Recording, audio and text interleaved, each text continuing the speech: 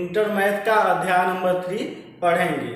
ठीक है, इसमें हम लोग कोई प्रश्नावली हल नहीं करेंगे, बल्कि हम लोग पूरे अध्याय के बारे में जानेंगे कि मैट्रिक्स यानी कि आव्यूह होता क्या है, उसके प्रकार कितने होते हैं, आव्यूह की कोटि क्या है, आव्यूह के बारे में पूरी चीज़ें हम लोग आज सीखेंगे। ठीक है, और प्रश्नावली जो होगा इसका हम लोग आगे वाले वीडियो में फिर सीखेंगे। आज के वीडियो में केवल हम लोग आव्यूह के बारे में ही सीखेंगे। यदि आप लोग पूरा वीडियो अच्छे से देख लेते हैं तो आपको कोई भी परेशानी आगे चल के नहीं होगी इस लेसन में। ठीक है, हम कुछ उदाहरण से भी आव्यूह को समझेंगे। तो सबसे पहले आइए हम लोग देखें कि आव्यूह आपका होता क्या है। ठीक है, आव्यूह आपका होता क्या है। आव्यूह को हम लोग मैट्रिक्स कहते हैं। जैसे कि आपको कह दिया जाए कि रेशमा है और एक बच्ची है काजल। ठीक है, रेशमा के पास 2 पुस्तक और 1 कलम है, जबकि काजल के पास 3 पुस्तक और 2 कलम है। ठीक है, ये आपका हो गया। अब आपको अगर इसको दिखाना है मैट्रिक्स के रूप में तो आप लोग इसे ऐसे कर देंगे, ये आपका क्या हो गया, आव्यूह हो गया, मैट्रिक्स हो गया। ठीक है, ये आपका जो है बड़ा ब्रैकेट ये संकेत है आपका आव्यूह का। इसे हम लोग चाहें तो एक संकेत से और दर्शा सकते हैं, वो है आपका ऐसे 2 लाइन हम लोग खींच देंगे और उसके बीच में इन अंकों को रख देंगे तो भी आपका क्या है, ये मैट्रिक्स ही है। ये आपके जो अंदर के अंक हैं इन्हें हम लोग कहते हैं आव्यूह के अवयव। ठीक है, या फिर आव्यूह के तत्व यानी एलिमेंट, इसे हम लोग कहते हैं। 2, 1, 3, 2 ये सब क्या है, ये सब आव्यूह के जो है अवयव हैं। ठीक है, इसमें जो आपकी ऊर्ध्वाधर ये दिख रही है, जो आपकी ऊर्ध्वाधर लाइन दिख रही है, इसे हम लोग कहते हैं स्तंभ। इसे कहते हैं स्तंभ और अंग्रेजी में कहते हैं इसे हम लोग कॉलम। ठीक है, जो आपकी ये क्षैतिज हैं इसे हम लोग कहते हैं पंक्तियां, या फिर अंग्रेजी में कहते हैं रो। ठीक है, अंग्रेजी में हम लोग इसे रो कहते हैं। और आप लोगों को बताएं, इसमें आप लोग देख रहे हैं कि स्तंभ 2 ठो है और आपकी जो पंक्तियां हैं वो भी 2 हैं। तो पहले वाले स्तंभ को यानी कॉलम को हम लोग दर्शाते हैं C1 से, दूसरे वाले को C2 से। ऐसे ही पहली वाली पंक्ति को हम लोग दर्शाते हैं R1 से और दूसरी वाली पंक्ति को दर्शाते हैं R2 से। ठीक है, तो ये आपका हो गया स्तंभ और आपका पंक्ति। जैसे कि यदि आपका है ऐसे कोई चीज रहे, आपका जो आव्यूह है मान लीजिए ये है, तो इसमें आपका ये C1, ये C2 और ये C3 हो गया। ये आपका R1 और ये आपका R2 हो गया। यानी कि ये आपका पहला कॉलम है, पहला स्तंभ है, ये दूसरा स्तंभ है, ये तीसरा स्तंभ है। ठीक है, आपका ये पहला पंक्ति है, ये आपका दूसरा पंक्ति है। यदि आपसे पूछा जाए कि पहला पंक्ति के जो अवयव हैं उसको बताइए, तो पहले पंक्ति के अवयव आपके जो हैं 1, 2 और 4 है।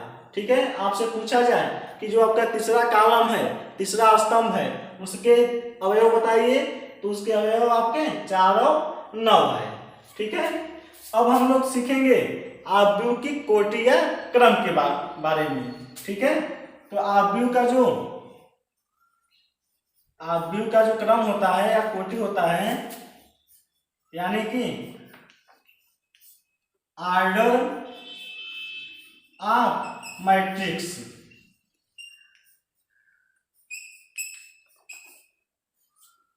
ठीक है, तो जितने इसमें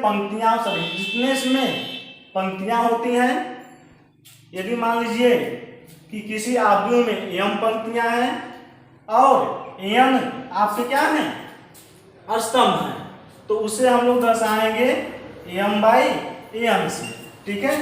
एम गुणे एन से इसे हम लोग दर्शाएंगे। आपका एम पंक्तियों की संख्या है और एन आपके स्तंभों की संख्या है। तो अगर आपको बताना हो इस वाले आव्यूह का क्रम तो क्या हो जाएगा, पंक्तियों की संख्या कितनी है इसमें, 3 2 है तो आपका 2 हो गया, और गुणे आपका जो स्तंभों की संख्या है वो 3 है। तो ये आपका क्या हो गया, इस आव्यूह का क्रम हो गया, ठीक है। 2 गुणे 3। यदि आपको निकालना है किसी आव्यूह में अवयवों की संख्या तो आप इन्हीं का जो क्रम है उनका गुणा कर दीजिए, तो आपका निकल जाएगा उनकी संख्या, यानी कि 6 इसमें क्या है, अवयव हैं, ठीक है। जैसे कि मान लीजिए आपसे कहा जाए किसी आव्यूह का जो क्रम है वो आपका जो है 3 गुणे 4 है, ठीक है। तो इसमें जो आपका अवयव की संख्या होगी वो कितनी होगी, 12 होगी, ठीक है। ये आपका अवयव की संख्या निकल जाएगी इससे। तो आप लोग इतना समझ गए कि आव्यूह की कोटि क्या होती है और अवयव की संख्या क्या होती है और कैसे निकालते हैं हम लोग, ठीक है। आपको आव्यूह की कोटि में एक ही चीज ध्यान देना है कि पहले हम लोग पंक्तियों की संख्या लिखते हैं फिर स्तंभों की संख्या लिखते हैं, यानी पहले आर लिखेंगे रो की संख्या, इसके बाद आपका क्या होगा, आपका होगा कॉलम की संख्या, ठीक है। पहले आपका एम क्या है, एम इसमें है पंक्तियों की संख्या और एन है स्तंभों की संख्या, ठीक है। अब हम लोग पढ़ेंगे आव्यूह के प्रकार, ठीक है।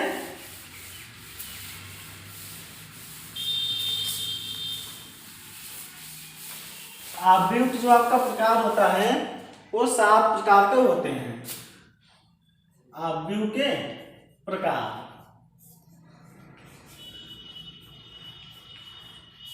इसे आप लोग ध्यान से देखिएगा। जो आपका पहला प्रकार है वो है स्तंभ आव्यूह। स्तंभ आव्यूह इसे हम लोग कहते हैं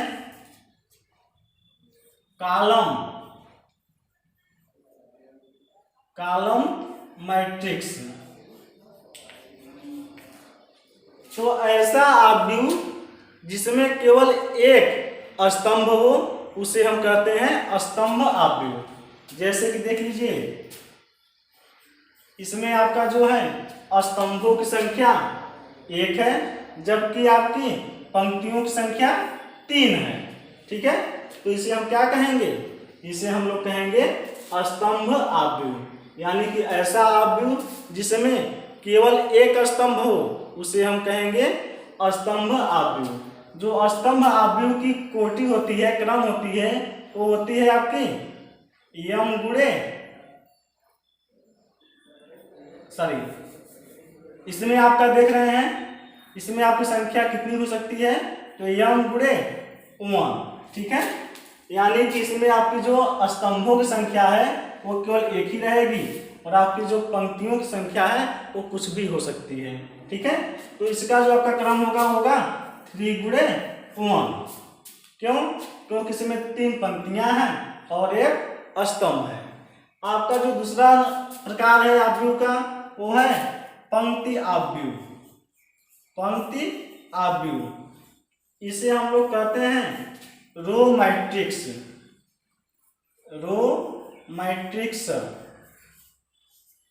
इसमें केवल एक पंक्ति होती है, ठीक है। ऐसा आव्यूह जिसमें केवल एक पंक्ति हो उसे हम लोग कहते हैं पंक्ति आव्यूह या रो मैट्रिक्स। इसे जैसे आपका ये है, ये आपका क्या हो गया, ये आपका है पंक्ति आव्यूह, ठीक है। पंक्ति आव्यूह इसमें आप देखेंगे कि पंक्ति केवल एक है जबकि इसका जो स्तंभ है ये 3 है, ठीक है। तो जो आपका पंक्ति आव्यूह का जो क्रम होता है वो होता है 1 गुणे n, यानी इसमें आपकी पंक्तियों की संख्या केवल 1 होगी और स्तंभों की संख्या कुछ भी हो सकती है। तो जो आपका ये पंक्ति आव्यूह है इसका जो क्रम होगा वो क्या होगा 1 गुणे 3, तो इसमें 3 आपके क्या हैं, 3 आपके स्तंभ है, ठीक है। आपका जो अगला है प्रकार, वो है वर्ग आव्यूह।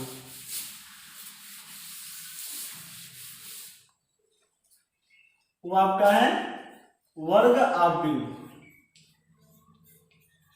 Square matrix. ठीक है। वर्ग आव्यूह ऐसा आव्यूह जिसमें पंक्तियों की संख्या और स्तंभों की संख्या समान हो, उसे हम कहते हैं वर्ग आव्यूह। जैसे आप लोग देखिए,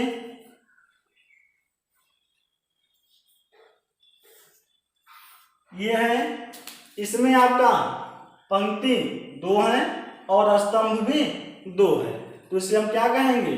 वर्ग आव्यूह। वर्ग आव्यूह में पंक्तियों की संख्या और स्तंभों की संख्या एक बराबर होती है। जैसे आपको कह दिया जाए,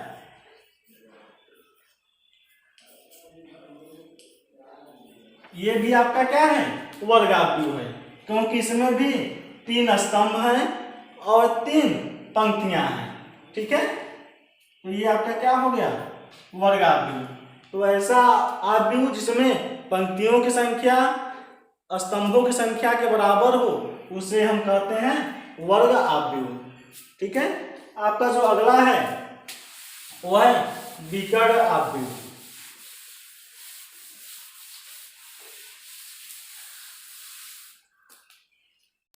आपका जो विकर्ण आव्यूह होता है, तो उसके पहले हम लोग समझ लें कि वर्ग आव्यूह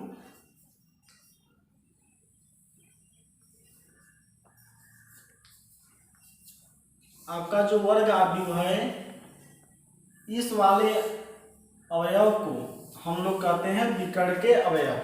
ठीक है। ये आपके जो अवयव हैं 2, 3, 7, इसे हम लोग कहते हैं विकर्ण के अवयव। ठीक है। विकर्ण के अवयव।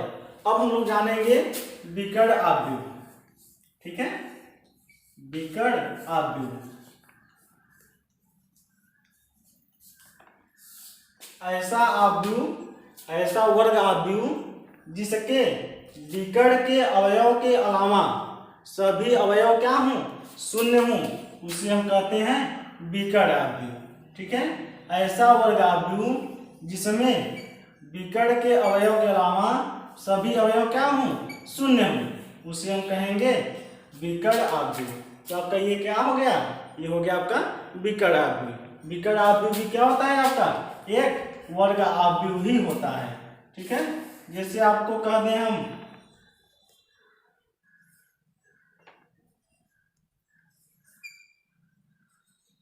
ये भी आपका क्या है? ये आपका विकर्ण आव्यूह है, क्योंकि पहले तो वर्ग आव्यूह है और इसके जो विकर्ण हैं उसके अलावा सभी आपके जो तत्व हैं, अवयव हैं, वो क्या है? वो आपका शून्य है। तो आपका ये क्या हो गया? आपका ये हो गया विकर्ण आव्यूह। विकर्ण आव्यूह के बाद है आपका अदिश आव्यूह। ठीक है।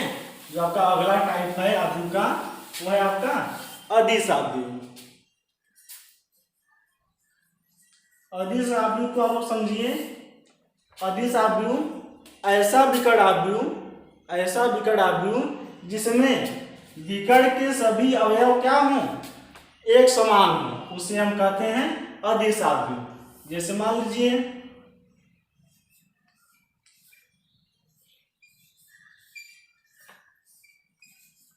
ये आप देखिए, ये आपका विकर्ण आव्यूह है और जो विकर्ण के अवयव हैं वो सभी क्या है? आपके एक समान है। ठीक है। तो इसे हम कहेंगे अदिश आव्यूह। यानी कि ऐसा विकर्ण आव्यूह जिसमें विकर्ण के सभी अवयव एक समान हो, उसे हम कहते हैं विकर्ण आव्यूह। ठीक है। जैसे कि आपका हो गया √5 0 0 0 √5 0 0 0 और √5। ठीक है। ये भी आपका क्या है? ये भी आपका अदिश आव्यूह है, क्योंकि इसमें विकर्ण का जो सभी अवयव हैं वो एक समान है और बाकी सब क्या है? अवयव शून्य है। ठीक है। तो ये आपका हो गया क्या? आपका ये हो गया अदिश आव्यूह। अदिश आव्यूह के बाद आपका है तत्समक आव्यूह। तत्समक आव्यूह, ठीक है। इसे हम लोग इकाई आव्यूह भी कहते हैं, इकाई का तत्समक आव्यूह भी कहते हैं। इसमें आपका क्या होता है, इसमें आपका जो विकर्ण आव्यूह होता है, जो विकर्ण आव्यूह में जो एक समान है, ये आपके केवल एक रहेंगे, ठीक है। यानी कि ऐसा अदिश आव्यूह जिसमें जो विकर्ण के अवयव हैं वो आपका इकाई हो, यानी एक एक हो, तो उसे हम कहेंगे आपका क्या, तत्समक आव्यूह या फिर इकाई का तत्समक आव्यूह, ठीक है। इसमें आपके जो हैं वो सब क्या हो जाएंगे, केवल एक रहेंगे।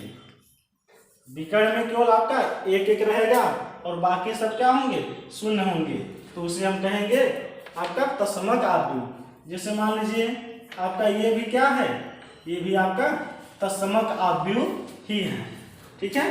ये आपका क्या है, तत्समक आव्यूह है। लेकिन यदि आपको कहा जाए ये क्या है, तो ये आपका केवल आव्यूह है, ये आपका तत्समक आव्यूह नहीं है, ठीक है। एक चीज और आप जान जाइए कि आव्यूह को जो हम लोग दर्शाते हैं वो अंग्रेजी के कैपिटल अक्षर से दर्शाते हैं, ठीक है। जैसे इसे हम लिख सकते हैं आव्यूह ए, इसे हम लिख सकते हैं आव्यूह बी। तो हम लोग जो दर्शाते हैं आव्यूह को वो अंग्रेजी के कैपिटल अक्षर से दर्शाते हैं, और जो अवयव होते हैं उसे हम लोग दर्शाते हैं स्मॉल लेटर से, ठीक है। जैसे कि आपको कोई दिखाना है आव्यूह ए, तो इसे हम दर्शा सकते हैं ए आई जे से दर्शाते हैं हम लोग, ठीक है, आई जे। यानी आपका जो ए आई जे है, ए आई का मतलब है आपका आयमी पंक्ति, और जे का मतलब है जेवी, आपका जे जो है ये स्तंभ है, ठीक है। तो जैसे आपको दर्शाना है कोई आव्यूह, तो आप दर्शा सकते हैं A11 A12 A21 और A22, ठीक है। तो इसका मतलब है कि आपका जो ए है, जो आपका ये अवयव है, ये आपका पहला पंक्ति और पहला स्तंभ में है। आपका जो ये वाला है ये आपका पहला पंक्ति और दूसरे स्तंभ में है, ये आपका दूसरा पंक्ति पहले स्तंभ में, और ये आपका दूसरा पंक्ति और दूसरे स्तंभ में है, ठीक है। तो आप लोग ये चीज ध्यान रखिएगा कि हमेशा हम लोग सबसे पहले पंक्ति दर्शाते हैं, उसके बाद फिर आपका जो स्तंभ है उसे दर्शाते हैं, ठीक है। तो आपका हो गया ये तत्समक आव्यूह। ऐसा अदिश आव्यूह जिसमें विकर्ण के अवयव केवल इकाई यानी कि एक हो, उसे हम कहते हैं तत्समक आव्यूह। अब आपका जो लास्ट है वो आपका है शून्य आव्यूह।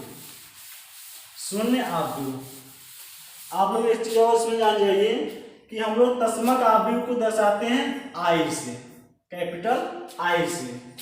आई मीन्स होता है आइडेंटिटी मैट्रिक्स, ठीक है। तो आपका ये क्या हो गया, ये आपका हो गया तत्समक आव्यूह, ठीक है। ये आपका 3/3 का है और ये आपका 2/2 क्रम का है, ठीक है।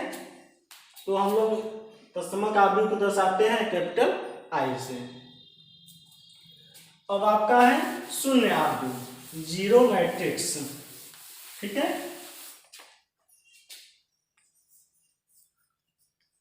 शून्य आव्यूह, शून्य आव्यूह ऐसा आव्यूह जिसके सभी अवयव शून्य हो उसे हम कहते हैं शून्य आव्यूह, ठीक है।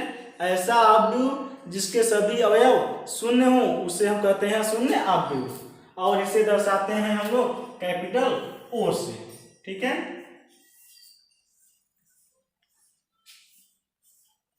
ये सब आपके क्या हैं, ये सब आपके शून्य आव्यूह हैं। ऐसा आव्यूह जिसके सभी अवयव शून्य हो उसे हम कहते हैं शून्य आव्यूह, ठीक है। ये सब आपके क्या हैं, शून्य आव्यूह हैं। शून्य आव्यूह में आपका उसे हम दर्शाते हैं शून्य आव्यूह को कैपिटल ओ से। चलिए इसका हम क्रम लिखें तो इसमें सबसे पहले हम लोग पंक्ति गिनेंगे। तो आपकी पंक्ति 2 है और स्तंभ आपके 3 है। इसमें आपकी पंक्ति 2 है और स्तंभ 2 है। इसमें आपकी पंक्ति 2 है और स्तंभ 1 है। ठीक है, तो ये आपका क्रम हो गया। सबसे पहले हम लोग पंक्ति लिखेंगे, फिर स्तंभ लिखेंगे। अवयवों की संख्या क्या होगी? पंक्तियों और स्तंभों की संख्या का गुणा कर देंगे हम लोग, तो आपका आ जाएगा क्या? अवयवों की संख्या आ जाएगा। ठीक है, अब आपका अगला जो हेडिंग है वो है आव्यूहों की समानता। आव्यूह की समानता हम लोग कैसे करेंगे? ठीक है, आव्यूहों की समानता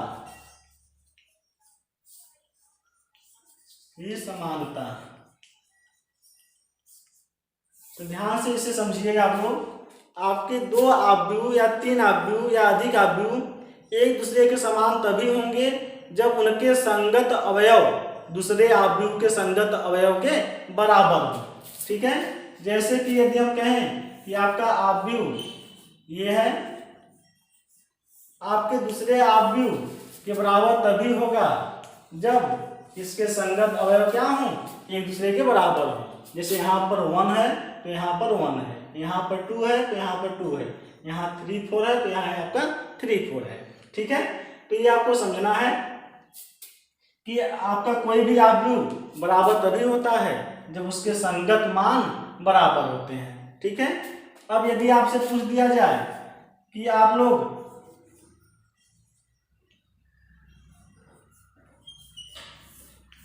बताइए इसमें x और y के मान। ठीक है, x और y के मान आपको बताना है।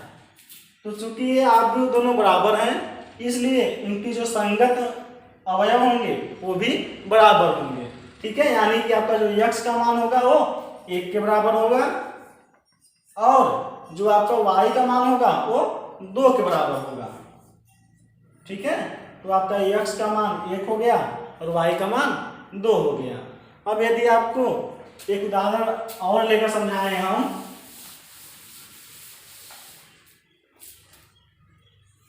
आपका ये 2 आव्यूह समान हैं,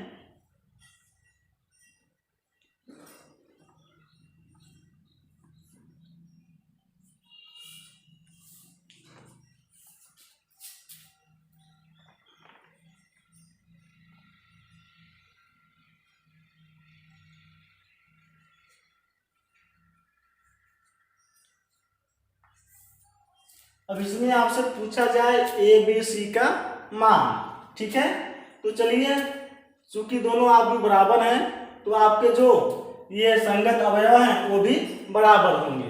तो यहाँ से आपका मिल जाएगा a + b बराबर 5, c बराबर 3 और फिर b बराबर आपको मिल जाएगा 1। यहाँ रखेंगे तो आपका a बराबर हो जाएगा 5 - b यानी कि 5 - 1, तो a का मान कितना आ गया?